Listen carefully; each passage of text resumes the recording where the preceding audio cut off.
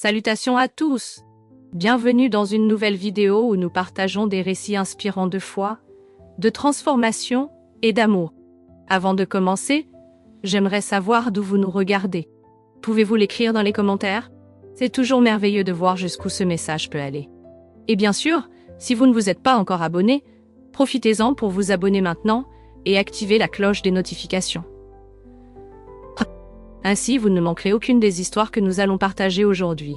Alors, prenez votre café, installez-vous confortablement, et venez avec moi dans ce voyage de réflexion et de transformation. Commençons. Je n'aurais jamais imaginé que ma vie changerait de manière aussi drastique. Un dimanche apparemment ordinaire, j'étais à l'église comme d'habitude, assis sur mon banc préféré au centre du sanctuaire, où les chants semblaient rapprocher le ciel de la terre. Le sermon de ce matin-là portait sur la dîme.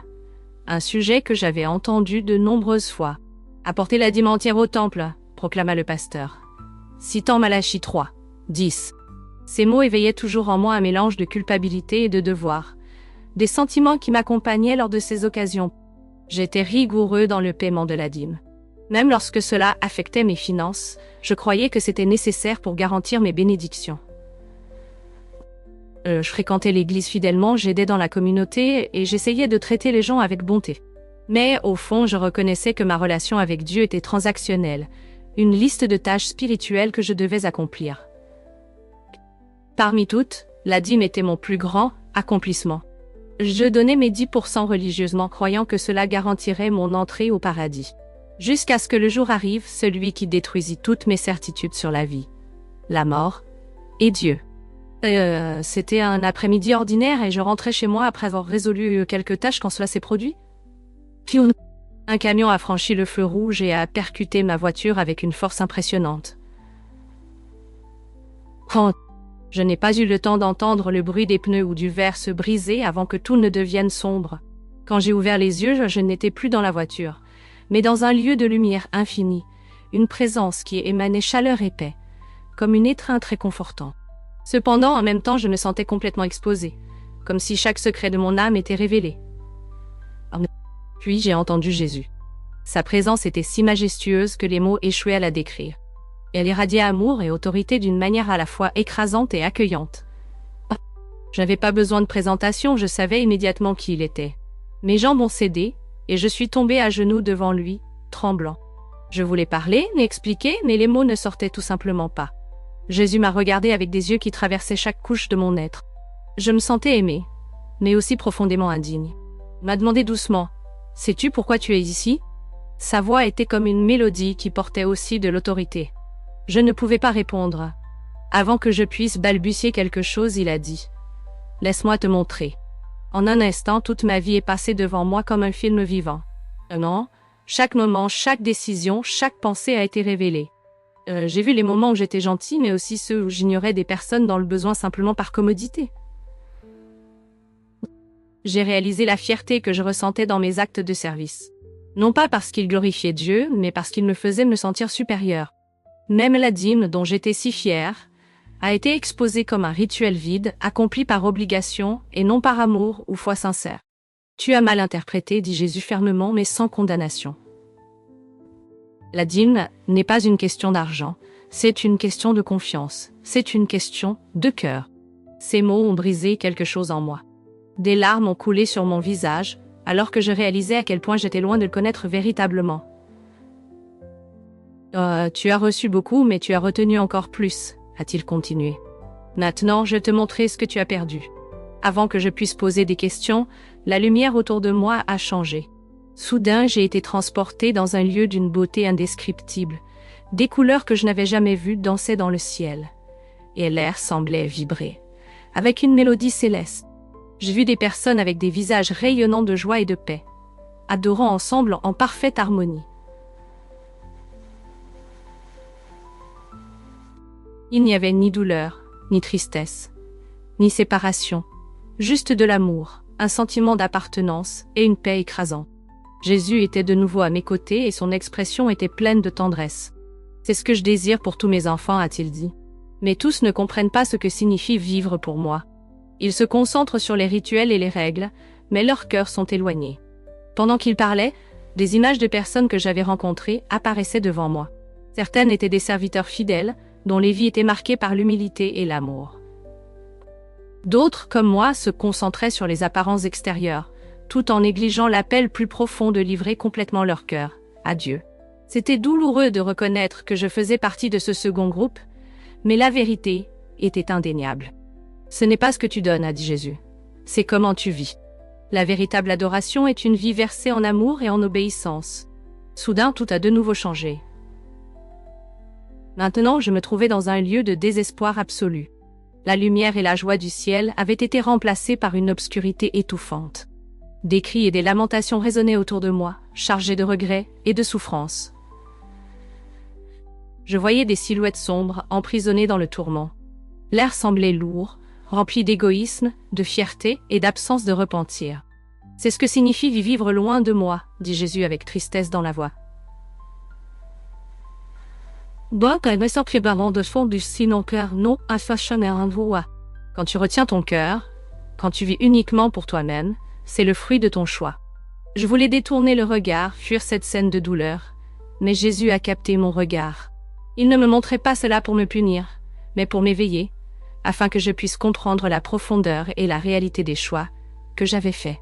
Alors que j'étais entourée d'une lumière brillante, j'ai entendu une voix puissante, pleine d'autorité et d'amour pro. Tu ne peux pas servir deux maîtres. Ces mots ont brisé le silence, atteignant profondément mon être.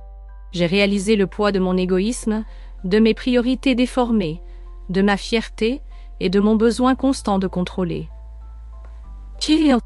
Toutes ces choses m'empêchaient de me rendre complètement à lui. J'étais aveugle au véritable coup de ma foi, mais au milieu de ma confusion, un nouvel espoir est apparu. La voix de Jésus a pénétré les ténèbres comme un faisceau de lumière. « As-tu une nouvelle chance ?» Avec ces mots, je suis revenu à la lumière.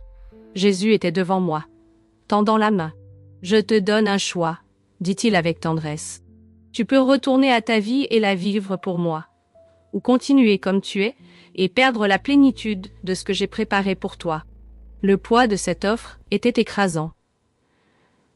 Je savais que je ne méritais pas une nouvelle chance, mais son amour pour moi était indéniable. Je me suis prosternée à genoux, les larmes coulant sur mon visage. « Seigneur, je te choisis !»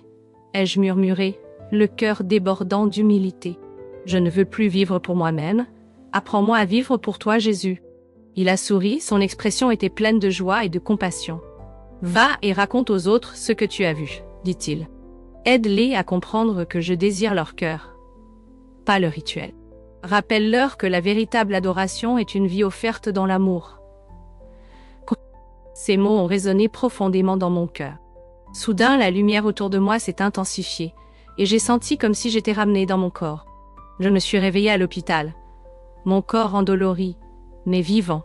Les médecins étaient surpris par ma guérison, la qualifiant de miracle. Cependant, je savais que le véritable miracle s'était produit dans mon âme. Dans les jours qui ont suivi, j'ai lutté pour trouver des mots qui décriraient ce que j'avais vécu. L'expérience était si transformatrice qu'il semblait impossible de la résumer en une phrase simple. Mais je savais que Jésus m'avait donné une mission. Partager ce message, peu importe à quel point cela pouvait être difficile. Des années ont passé depuis cette rencontre avec Jésus. Au début, le changement semblait écrasant, et je luttais pour intégrer ce que j'avais appris dans ma vie quotidienne.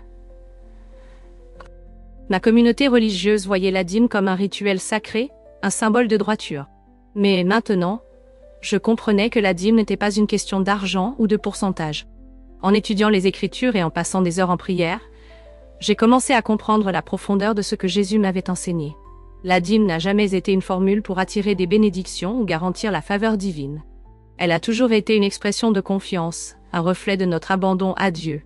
Il ne s'agissait pas de perfection, mais d'un cœur prêt à se rendre. La pression pour se conformer aux normes religieuses a commencé à se dissiper.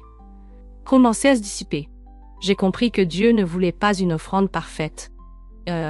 Il voulait une relation véritable avec moi, même dans mon imperfection. Il voulait que je lui fasse entièrement confiance, sachant qu'il pourvoirait à tous mes besoins.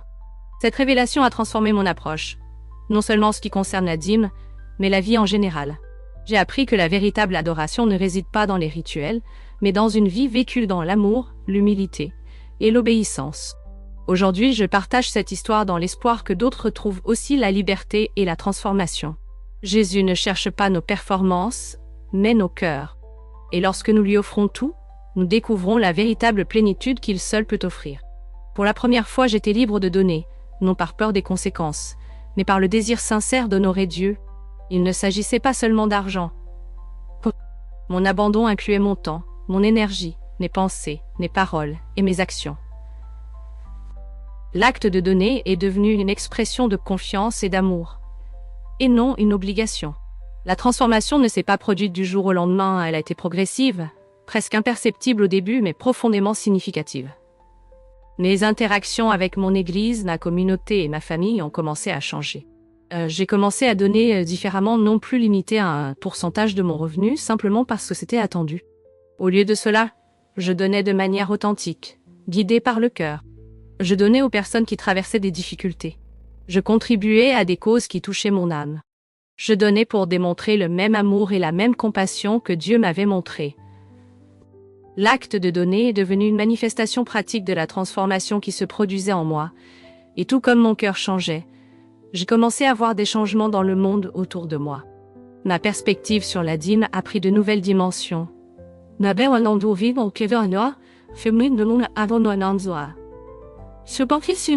de nouvelles dimensions.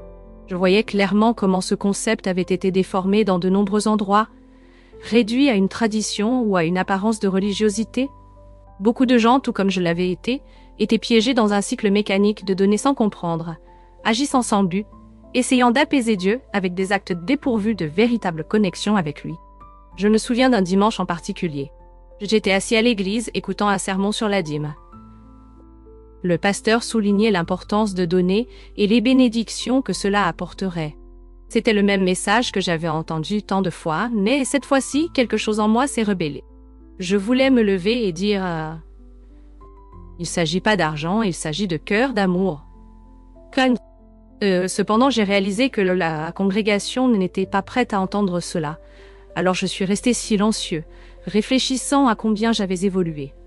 Je savais que je ne pouvais plus participer à ce cycle vide, mais je comprenais aussi que tout le monde n'était pas prêt pour la vérité que j'avais trouvée. Ce fut une constatation douloureuse, me sentir étranger dans un lieu que j'avais appelé chez moi. Ce n'était pas facile, mais j'ai compris que mon chemin était unique, tout comme celui de chaque personne. Dieu m'a montré cette vérité pour une raison, et cette raison n'était pas seulement pour moi. Ma mission était de partager ce que j'avais appris avec patience et amour avec les autres. J'ai commencé à voir que la véritable générosité ne se mesure pas par des chiffres ou des rituels, mais par la disposition du cœur à se donner à Dieu et aux autres. Avec le temps, j'ai commencé à partager mon histoire avec des personnes en qui j'avais confiance. Au début, les réactions étaient sceptiques. Beaucoup résistaient à ce que je disais, et je ne les blâmais pas. J'avais aussi été à leur place. Je croyais que la dîme était une transaction, une manière de garantir la faveur de Dieu, et je vivais selon cette croyance. Mais maintenant que je voyais les failles dans cette pensée, je ne pouvais plus rester silencieux. Peu à peu, une personne après l'autre, les gens ont commencé à m'écouter. Au début, c'était juste des amis proches, mais à mesure que je partageais davantage, je voyais des cœurs se transformer. Ils ont commencé à réaliser que la vérité ne résidait pas dans la somme que nous donnions, mais dans le don de notre cœur à Dieu. L'acte de donner est devenu motivé par l'amour, et non par la peur. Et quand ils ont compris cela, leurs dons ont aussi changé. Ce n'était pas seulement un changement financier, mais un éveil spirituel. J'ai vu des gens commencer à donner avec joie, sans hésitation, et trouver la paix dans leur générosité. Il ne s'agissait plus seulement d'argent, c'était offrir son cœur à Dieu. Pour la première fois, j'ai profondément compris ce que Jésus voulait dire lorsqu'il affirmait que le royaume de Dieu est dans le cœur. Il ne s'agissait pas d'apparences extérieures, mais d'une transformation intérieure. Avec cette conviction, j'ai commencé à partager mon expérience avec des groupes plus larges ponésiens. J'ai parlé de mon chemin de rencontre avec Jésus et de l'impact que cela a eu sur ma compréhension de la dîme. Tout le monde n'était pas prêt à écouter. Certains ont accueilli mes paroles à cœur ouvert, tandis que d'autres ont rejeté le message. Cependant, cela ne m'a pas ébranlé. Je savais que je devais dire la vérité même quand elle n'était pas populaire ou facile à accepter. Un jour, j'ai été invitée à parler, lors d'un événement de l'église, sur le thème de la générosité. Que c'était l'occasion de partager tout ce que j'avais appris sur la dîme. J'étais nerveux, craignant la réaction des gens. Mais en montant sur scène, j'ai ressenti une paix qui surpassait toute compréhension. J'ai parlé du cœur du don, expliquant que la dîme n'était pas simplement une transaction financière, mais un reflet de notre amour pour Dieu et pour les autres. Pendant que je parlais, je pouvais voir la compréhension dans les yeux de nombreux participants. Ils ont commencé à réaliser que donner ne consistait pas à obtenir quelque chose en retour, mais à vivre une vie de générosité qui reflétait l'amour et la grâce de Dieu. J'ai partagé comment Jésus m'a enseigné que la dîme va au-delà de l'argent. C'est une expression de confiance et de don, un cadeau de notre temps, de notre attention et de notre amour, tant pour les personnes autour de nous que pour Dieu lui-même. Quand j'ai terminé, plusieurs personnes se sont approchées de moi pour exprimer leur gratitude. Elles parlaient de la façon dont cette nouvelle perspective avait changé leur compréhension. À ce moment-là, j'ai réalisé que mon message avait fait la différence. Mais plus que cela, je savais que ce n'était que le début de quelque chose de plus grand. Un appel à continuer de répandre la vérité sur ce que signifie vivre avec un cœur généreux. La vérité se répandait, un cœur avec foi. Maintenant, en regardant en arrière, je réalise le chemin que j'ai parcouru. Le voyage a été difficile, et je sais qu'il est encore loin d'être terminé, mais une chose est certaine. Je ne suis plus la personne que j'étais avant. Aujourd'hui, je ne donne pas parce que je me sens obligée.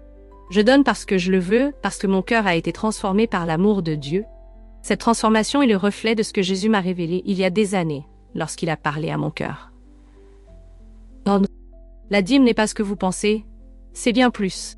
J'ai appris que la dîme ne se limite pas à une obligation financière, c'est remettre tout à Dieu, non par devoir, mais par amour. Quand nous donnons de tout cœur, nous exprimons la véritable essence de l'amour du Christ.